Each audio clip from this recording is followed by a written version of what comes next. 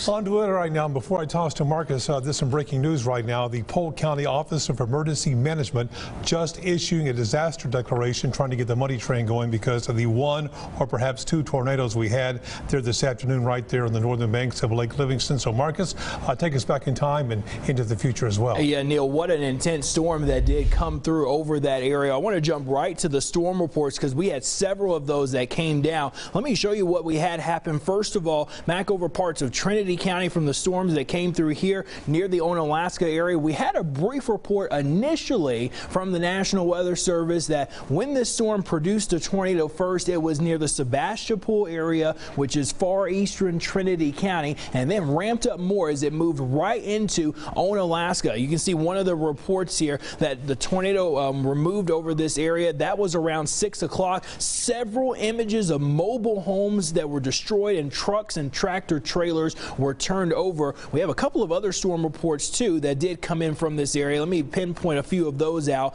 A report from social media: observers saw a tornado pass south of the Bethel Baptist in Bold Springs, Texas, which is near to the east-northeast of Onalaska.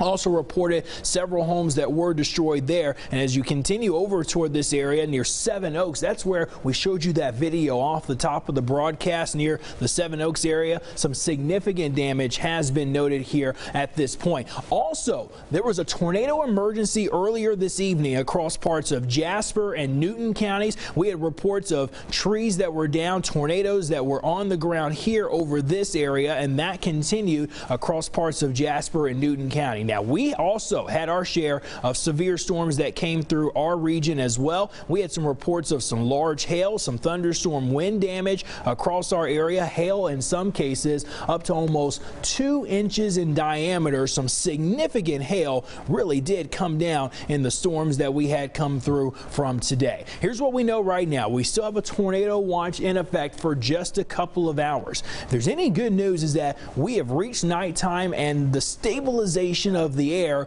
looks to be winning out, even though we have a cold front that is moving in. So on the East Texas Storm Team radar, we've had storms over Toledo Bend. Those are now moving off to the east over into Louisiana, and thank goodness that they are moving over to the east, because unfortunately for them, they have a couple of tornado warnings back over near the Natchitoches and Wynn parishes area. Let me take you though off to the north and to the northwest. This is up near Interstate 30 and near the Mount Pleasant vicinity. We have some heavy thunderstorms that are moving through here. This continues from Mount Pleasant, coming down into parts of Morris and then eventually toward Cass County.